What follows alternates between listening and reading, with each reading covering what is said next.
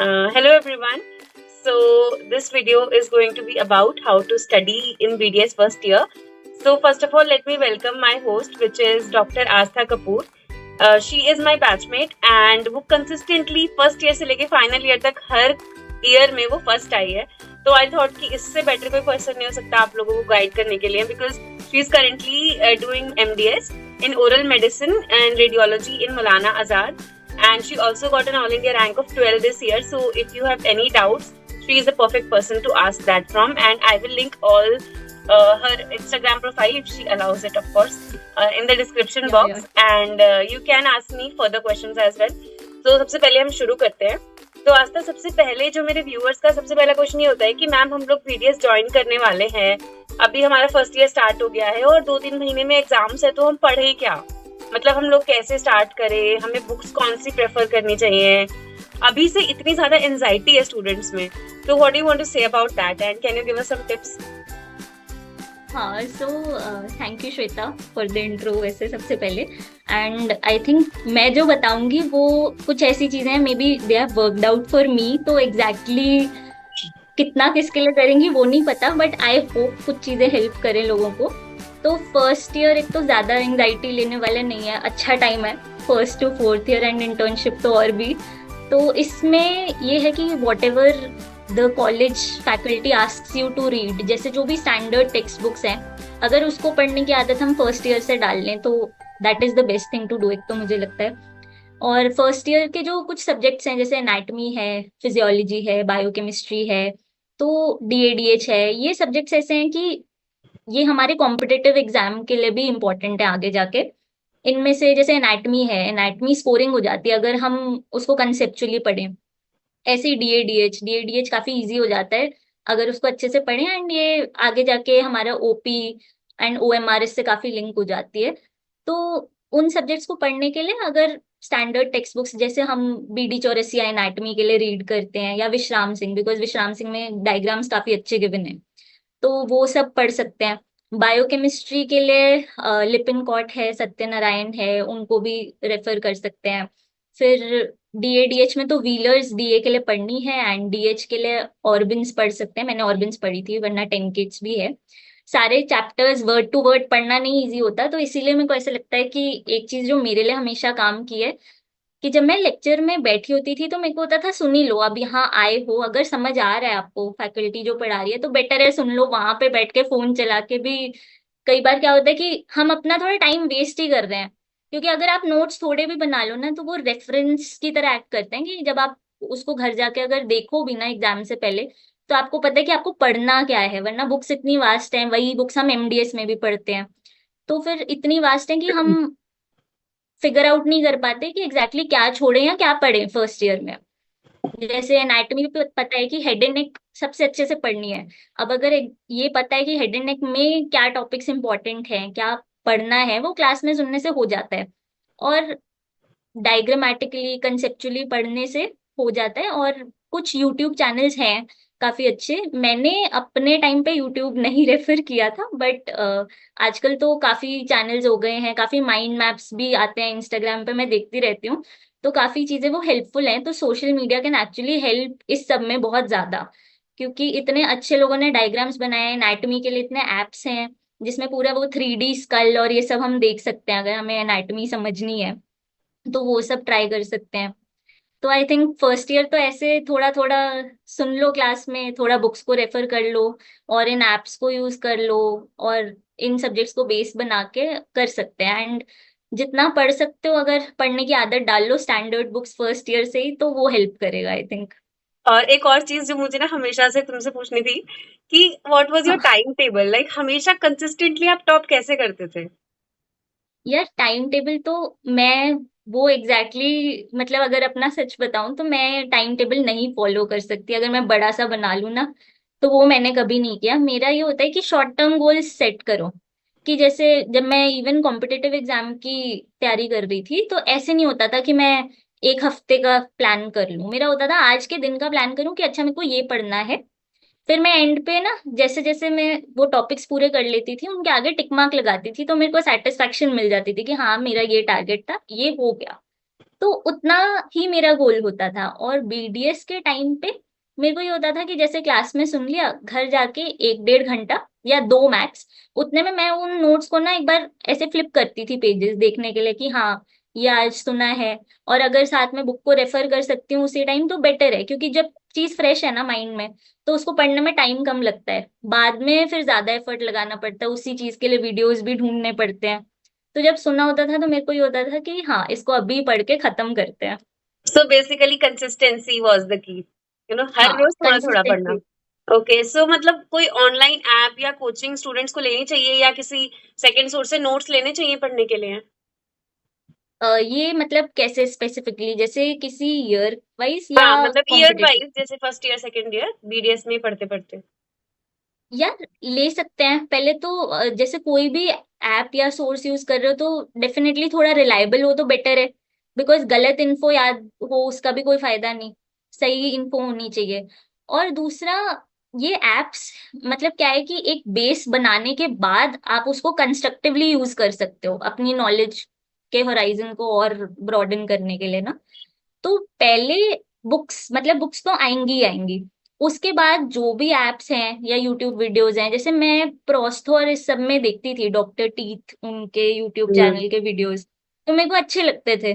तो वो सब है, बट क्या है कि कुछ भी कर रहे हो तो एक बार बुक्स को साथ साथ रेफर कर लेना बेटर है, तो आपको समझ आ जाएगा कि हाँ ये चीज कहाँ बेटर गिवन है, कहाँ से मैं और पढ़ सकता हूँ, तो वो डेफिनेटली यूज कर सकते हैं। हाँ, तो मेरे को लेकिन ये भी लगता है कि इंटर्नशिप में कॉम्पिटिटिव एग्जाम के पॉइंट ऑफ व्यू से तैयारी करनी चाहिए, और बाकी 4 इयर्स में अपने फाउंडेशन बनानी चाहिए हम्म। सब्जेक्ट्स की। उसके लिए स्टैंडर्ड टेक्स्ट बुक्स इंपॉर्टेंट है, हाँ, क्योंकि आई फिर थिंक ये उस सही पर है। कम भी रेफर करो ना तो भी हम्म। चल जाएगा। ये 4 साल में आपके पास जो टाइम है ना वो गोल्डन पीरियड है, उतना टाइम नहीं मिलेगा कभी भी दोबारा पढ़ने के लिए। वही, आई थिंक मैं भी वही सेम चीज रिकमेंड करूंगी कि कोई कोचिंग की जरूरत नहीं है अंटिल इंटर्नशिप, इंटर्नशिप में ही जरूरत है बस। हम्म। हाँ, क्योंकि कोचिंग ऑब्वियसली वो कॉम्पिटिटिव एग्जाम निकालने के लिए ज्यादा जरूरी है। हम्म। सब्जेक्टिव तो यार, सब्जेक्टिव तो वो प्रीवियस ईयर क्वेश्चंस करके भी हो ही जा रहे हैं ना क्लियर। एग्जाम क्लियर करना इम्पोर्टेंट है, तो हम्म। वो practice करके भी हो जाता है। बट अपने को जो पढ़ना है वो अपनी नॉलेज के लिए पढ़ना है मेन, तो उसके लिए बुक्स रेफर करके काम बन जाएगा। एंड यूट्यूब पे तो इतना मटेरियल है आजकल, तो स्पेसिफिकली कोचिंग भी ऐसे हम्म। जरूरी तो नहीं को लगती। बट हाँ, जिसको अगर उससे बेनिफिट हो रहा है तो बहुत सही चीज भी है उसके लिए। ओके, सो आप मतलब थोड़ा second year third year final year की कुछ और टिप्स बता सकते हो कि उनमें कैसे पढ़ना चाहिए? हाँ यार, सेकेंड ईयर जैसे अगर अच्छे से हम पढ़ लेना तो मेरे को लगता है ये फार्मा, माइक्रो, पैथो, हम्म। डीएम, ये सब सब्जेक्ट्स इंपॉर्टेंट हैं। डीएम से क्योंकि हमारी फाइनल ईयर की प्रोस्थो लिंक हो जाती है, और वाइवास में तो हमें पता ही है वो वापस डीएम में जाते हैं प्रोस्थो के वाइवा में भी। और मेरे को ये लगता है कि फार्मा जैसे सब्जेक्ट्स तो इनका क्लिनिक्स में रोल या हमारी जनरल डेंटिस्ट्री की नॉलेज के लिए भी बहुत है। तो इसमें जैसे फार्मा में मैंने केडी त्रिपाठी मेडिकल वाली पढ़ी थी। फिर पैथो में हमें हर्ष मोहन रेकमेंड की हुई थी, वो पढ़ी थी, वरना रॉबिन्स तो है ही स्टैंडर्ड टेक्स्ट बुक पढ़ने के लिए। और माइक्रो में सीपी बवेजा। तो ये माइक्रो एंड ऑल ये सब्जेक्ट्स ऐसे हैं, वो हम ज्यादा इम्पोर्टेंट जो वायरसेस हैं या बैक्टीरियोलॉजी का पोर्शन है वो इम्पोर्टेंट पढ़ के भी हम लोग कर पाते हैं फिर भी। बट जैसे डीएम है तो इसको अगर सेकेंड ईयर से ही पढ़ लें तो प्रोस्थो इजी हो जाती है फाइनल ईयर की। एंड एग्जाम्स के लिए तो मेरे को ऐसा लगता है कि चाहे नीट हो चाहे अंडर ग्रेजुएशन लेवल के एग्जाम हो, प्रीवियस ईयर्स तो कर लेना सबसे सही चीज है। मतलब बिकॉज पता चल जाता है ना कि क्या चीज इंपॉर्टेंट है, कि हम्म। किसमें से ज्यादा वेटेज है क्या। लाइक बेसिक है जो पता होना ही चाहिए एज अ बीडीएस ग्रेजुएट, तो उसका भी आइडिया लग जाता है। फिर ओरल पैथोलॉजी इंपॉर्टेंट है तो उसके लिए शेफर्स या नेविल वो बुक्स रेफर करना इज अ मस्ट, क्योंकि क्लिनिक्स में जाओ तो ओरल पैथोलॉजी तो आनी ही चाहिए ना, क्योंकि सारा कुछ उसी से लिंक्ड है आगे, जो भी डायग्नोसिस करना है या कुछ भी करना है। ओके, सो एक और क्वेश्चन मुझे पूछना था कि how do you deal with the pressure of final year? 8 subjects एक साल में होते हैं तो। हाँ तो यार मैं वही बता रही हूँ कि प्रेशर मैनेजमेंट मेरी बहुत अच्छी नहीं है, तभी मैं डे 1 से पढ़ती हूँ, क्योंकि मैं लास्ट एक महीने में 8 सब्जेक्ट्स नहीं कर सकती, मुझे अपना पता है। क्योंकि मेरा माइंड उसकी लिमिटेड कैपेसिटी है, एक दिन में लिमिटेड ही ले सकता है, उससे ज्यादा नहीं कर सकता। तो फाइनल ईयर में एक तो जैसे OMR सब्जेक्ट है, ये आपको पता है कि आप इसको थोड़ा रूटीनली जब पढ़ोगे तो आप इसको कवर कर सकते हो। ऐसे ही प्रोस्थो मेरे को इंटरेस्टिंग लगती थी हमेशा पढ़ने में भी, और क्लिनिकल भी करते हो तो वो काफी कुछ कोरिलेट हो जाता है, जैसे कंप्लीट डेंजर हम बनाते हैं तो वो कोरिलेट हो जाता है। तो इसीलिए मेरे को होता था कि जो भी आप क्लिनिक्स में करने जा रहे हो उसको एक बार एक दिन पहले पढ़ जाओ, कि अगर आपने JR परफॉर्म करना है तो JR के बारे में पढ़ जाओ, तो आइडिया रहेगा कि हाँ ओरिएंटेशन क्या है, वर्टिकल क्या है, हॉरिजॉन्टल जॉ रिलेशंस क्या है। जब आपने ट्राई इन करना है एक बार उसके बारे में पढ़ जाओ कि क्या क्या चेक करना है, थोड़ा सा उसके ब्रीफ नोट्स बना लो, so that you know what to refer to exam से पहले। तो सारे सब्जेक्ट्स का मैंने यही किया था। हाँ, काम अपना थोड़ा कोटा अप टू डेट रखो तो बेटर है, क्योंकि एंड में बहुत ज्यादा प्रेशर हो जाता है, वरना सारे कोटा कंप्लीशन की डेट्स इकट्ठे पड़ती हैं। तो इसीलिए जितना काम क्लिनिक्स में कर सकते हो तो उस टाइम को यूटिलाइज करना इम्पोर्टेंट है। हाँ जी। नेक्स्ट क्वेश्चन इज कि आप मतलब क्या-क्या चीजें अपार्ट फ्रॉम स्टडीइंग कर सकते हो in BDS to improve your CV? To improve your CV, एक तो ये है कि हाँ अगर आपके पास टाइम है, कम्यूटेशन इतना इशू नहीं है, तो मे बी कोई क्लिनिक ज्वाइन कर सकते हो, सो दैट यू नो कि कौन से मटेरियल्स आजकल यूज हो रहे हैं, कौन से प्रॉपर हैंडलिंग टेक्निक्स हैं या लेटेस्ट टेक्नोलॉजीज हैं जो यूज हो रही हैं क्लिनिक्स में, या क्या पेशेंट के लिए बेटर है। बिकॉज जो हम गवर्नमेंट हॉस्पिटल्स में कर रहे हैं एंड प्राइवेट क्लिनिक्स में डेंटिस्ट्री थोड़ी डिफरेंट है, तो वो आप करके अपने स्किल सेट एडवांस कर सकते हो अपने लिए। दूसरा, फेलोशिप्स अगर कोई करना चाहता है, मतलब अगर आपकी ब्रेक है आप कोई कोर्स अटेंड कर सकते हो तो वो करना चाहिए। कॉन्फ्रेंसेस भी अटेंड कर सकते हैं। उसमें क्या होता है कि जब आप पोस्टर या पेपर प्रेजेंट करते हो तो एटलीस्ट आप उस टॉपिक के बारे में पढ़ने लगते हो, थोड़ी रिसर्च करते हो, तो जब आर्टिकल्स भी रेफर करते हो उससे रिलेटेड तो आपको आइडिया लगता जाता है कि हाँ क्या हो रहा है, क्या स्कोप है डेंटिस्ट्री में और आगे करने का। तो उससे आपका इंटरेस्ट भी बढ़ता जाता है। तो आई थिंक CV इंप्रूव करने के लिए तो ये सब चीजें की जा सकती हैं कि आप जितने कोर्सेज अटेंड कर लो, कॉन्फ्रेंसेज अटेंड कर लो, कॉन्फ्रेंसेज फन भी हैं अपने तरीकों में, तो ये सब अच्छा है करने के लिए। And clinics I think join करना एक अच्छा आइडिया है, यस, आई बिकॉज आप थिंक पे प्रेशर भी नहीं है। कॉन्फ्रेंसेस अटेंड करनी चाहिए बिकॉज उनपे आपको पता चलता है कि आपको क्या पसंद है। अगर आप एमडीएस करना चाहते हो तो हाँ कौन सी ब्रांच में आपको सबसे हाँ ज्यादा इंटरेस्ट है? हाँ, और कॉन्फ्रेंसेस में ना फिर ये भी है कि आपको दिख रहा है कि इस फील्ड में कौन लोग कितना अच्छा कर रहे हैं और क्या क्या टेक्नोलॉजीज वो यूज कर रहे हैं, एंड फिर आपको एक मोटिवेशन भी मिलती है कि हाँ इसके जैसे और अच्छा करना है। Yes. Okay, so next question कि एमडीएस की तैयारी कब से स्टार्ट करनी चाहिए? वैसे वी हैव ऑलरेडी डिस्कस की इंटर्नशिप में, but anything you want to say about MDS? क्योंकि आजकल ना ऐसा हो गया है कि हर कोई एमडीएस की तरफ ही जा रहा है, तो मतलब लोग फर्स्ट ईयर से ही सोचना शुरू कर देते हैं कि हम एमडीएस की तैयारी शुरू कर दें। सो व्हाट डू यू यार थिंक? फर्स्ट, मुझे लगता है फर्स्ट ईयर से तो नहीं इसका स्ट्रेस लेना चाहिए, टू बी ऑनेस्ट, बिकॉज मैंने भी इसको कंसिडर, मतलब इंटर्नशिप में मेरे को ये था कि हाँ मेरे को MDS करनी है, मैं ये क्लियर थी। बट तब मेरे को ऐसे था कि अभी मेरे को एंजॉय करना है, तैयारी मैं ड्रॉप करके करूंगी, वो मेरे को था। बट हाँ, इंटर्नशिप में drop year is not something कि आई रिकमेंड, क्योंकि ड्रॉप ईयर के अपना एक प्रेशर अलग है। तो ये मैं मानती हूँ कि इंटर्नशिप में टाइम मैनेज करके पढ़ लेना is the best thing to do for MDS।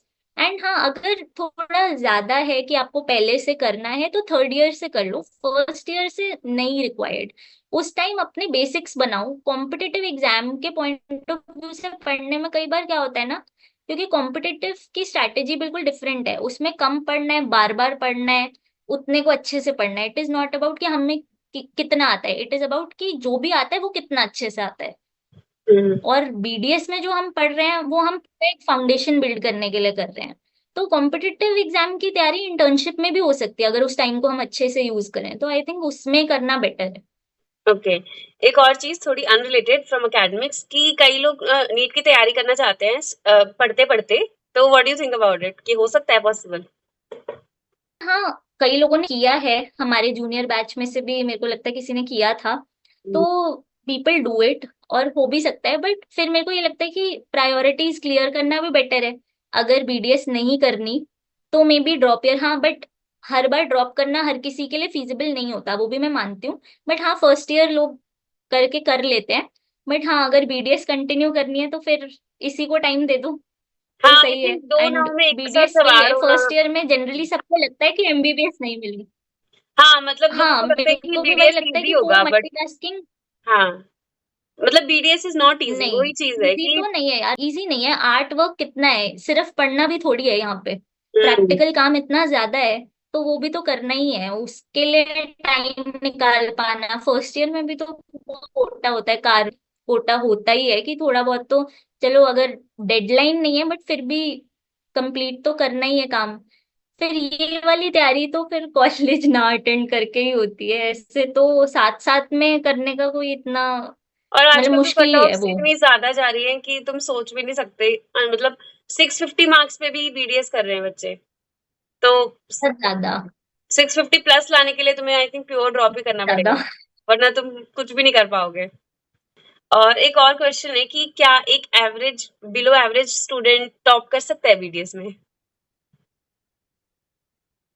यार मैं अपना बता रही हूँ कि मेरा माइंड बिल्कुल एवरेज है, तो अगर मैं कर सकती हूँ तो एनीवन कैन। दूसरी चीज मेरे को लगता है कि टॉप करना, मतलब टॉप सिर्फ टॉप करने के लिए नहीं करना है, या मार्क्स के लिए नहीं करनी है पढ़ाई। हम पढ़ रहे हैं तो अपने लिए पढ़ रहे हैं ना, ना किसी को दिखाने के लिए। Whatever hard work we are doing वो अपने लिए कर रहे हैं। जैसे मेरा हमेशा एम ये था, ना मुझे किसी को दिखाना था। मेरे को ऐसे होता था कि मतलब मेरे को होता था कि फैकल्टी को मेरा नाम भी ना पता हो तो बेटर है। मेरे को हमेशा होता था कि मेहनत अपने लिए करो और ऐसे चुपचाप निकल जाओ, कि हाँ बस अपना काम करो, अपने काम से मतलब रखना इम्पोर्टेंट है। कि अगर मैं मेहनत कर रही हूँ तो मुझे होता था कि मैं अपने पेशेंट्स के लिए करना चाहती हूँ, कि as a dentist I want to be as responsible as I can be for them. तो उस सेंस के लिए मेरे को हमेशा लगता था कि हाँ, पढ़ाई करनी है, कंसेप्ट्स बनाने हैं, अपने लिए करना है, किसी और के लिए नहीं, ना टॉप करने के लिए। बट जब आप मेहनत करते हो ना तो रिजल्ट्स मिल जाते हैं। And God has been kind to me, तो और मुझे लगता है कि ही इज टू एवरीवन। तो फिर रिजल्ट्स जरूर मिलेंगे सबको, जो भी मेहनत कर रहे हैं उन सबको रिजल्ट्स मिलेंगे। That was amazing. So last में, do you want to say anything about your journey in BDS? तो I am very thankful for whatever opportunities मुझे मिली हैं बीडीएस में। जो भी लर्निंग्स मुझे मिली है, मैंने गलतियां भी की हैं, क्लिनिकली भी की हैं गलतियां, जैसे इंस्ट्रूमेंट फ्रैक्चर हुआ था मेरे पेशेंट में, ये वो। तो काफी कुछ सीखा, क्योंकि काम ट्राई किया तो गलतियां भी हुई। तो मुझे ऐसा लगता है जितना काम हम बीडीएस में करते हैं, जितनी गलतियां हम करते हैं, वो सबसे सही टाइम है करने का। बिकॉज कॉलेज में ना आप एक प्रोटेक्टेड एनवायरनमेंट में हो, आप ये गलतियां बाहर नहीं कर सकते अपनी प्रैक्टिस में, जो आप वहां करते हो। तो इसीलिए BDS is the best time, इसको एंजॉय भी करना चाहिए, इसमें पढ़ना भी चाहिए। एंड आई थिंक बहुत अच्छी फ्रूटफुल जर्नी रहती है ये। एमबीबीएस बीडीएस ये डिग्रीज ऐसी हैं कि इनका प्रेशर भी अलग है, but they are worth doing. और जैसे लोग कहते हैं कि बीडीएस में स्कोप नहीं है या फिर तो ले करना ही नहीं चाहिए, तो what do you want to say to that? यार प्रायोरिटीज की बात है। स्कोप तो, ऐसे तो किसी फील्ड में स्कोप नहीं होगा, जितनी हमारी पॉपुलेशन है, जितना कंपटीशन है। तो स्कोप एक इंडिविजुअल पे ज्यादा डिपेंड करता है फील्ड से। ठीक है, कुछ चीजें डेंटिस्ट्री में जैसे थोड़ा लगता है कि हाँ, अगर आप सेकंड जनरेशन हो तो प्रोबेबली आपके पास क्लिनिक हो जाता है स्टार्ट करने के लिए, कई चीजों में आपके पास एक बैकअप होता है। बट एक पॉइंट ऑफ टाइम के बाद यू विल रियलाइज कि एज अ फर्स्ट जनरेशन कितने लोगों ने अच्छा किया है। तो इन्वेस्टमेंट हाँ है, इस फील्ड में इन्वेस्ट आपको करना पड़ेगा। बट अगर इन्वेस्ट करके, जैसे प्राइवेट कॉलेजेस से भी करके लोग कितना अच्छा कर रहे हैं। फिर जैसे अगर मैं बोलूँ doctor Sandesh Maykar, he is an oral pathologist, but he is doing so well, he is doing clinical dentistry. ठीक है, हाँ हम बहुत अच्छे लोगों को देख रहे हैं अभी। बट कहीं ना कहीं हर मार्केट में अगर क्लिनिक है, एक डॉक्टर की स्किल अच्छी है तो वो क्लिनिक अच्छा रन कर रहा है, they are earning very well. तो वो स्कोप है, इनिशियल इन्वेस्टमेंट है, but if you can take the risk and आप अपना फुल पोटेंशियल देने को रेडी हो, तो आई थिंक स्कोप है। हाँ, वही ना, अगर हर गली में क्लिनिक है तो हर गली में क्लिनिक चल रहा है तभी तो क्लिनिक है ना, वरना वो दुकान बंद करके तो चले हर जाएंगे। हर गली में क्लिनिक है और हर गली में घर भी तो है ना फिर। सही बात ठीक है। है, अभी हम्म। पहले के टाइम में फर्क था, बट अब हमारी जनरेशन ऑनवर्ड्स तो लोगों को यार अपना एस्थेटिक्स, अपनी हाइजीन, इन सब की चिंता भी है। People hmm. Are becoming aware पहले से ज्यादा। और आगे जाके और होगा, तो फिर तब तो स्कोप भी तो बढ़ेगा नेचुरली। वही वही, आजकल तो एस्थेटिक डेंटिस्ट्री, कॉस्मेटोलॉजी, बहुत बहुत सारी चीजें, हाँ डेंटिस्ट्री एक्सपैंड कर चुकी है। हाँ हाँ। मैक्सिलोफेशियल और प्रोस्थेसिस, बहुत सारी चीजें हैं। बहुत सारी चीजें हैं, और आजकल तो डेंटिस्ट डर्मा रिलेटेड प्रोसीजर्स में भी थोड़ा थोड़ा जा रहे हम्म हैं। हालांकि है, डर्मेटोलॉजिस्ट जो उनका फील्ड है वो उनका करना भी सही है, मतलब वो ठीक है, हम्म मैं उससे वो नहीं कह रही, बट काफी कुछ डेंटिस्ट सीख रहे हैं और कर रहे हैं। तो मतलब लर्निंग कर्व तो लाइफ लॉन्ग ही है हमारे लिए। हमें जितनी हम स्किल्स को अपने एक्सपैंड करते जाएंगे उतना बेटर है। मेहनत हर जगह है, स्टैग्नेशन भी है, बट अगर इंसान खुद मेहनत करने वाला है तो फिर you make something out of it.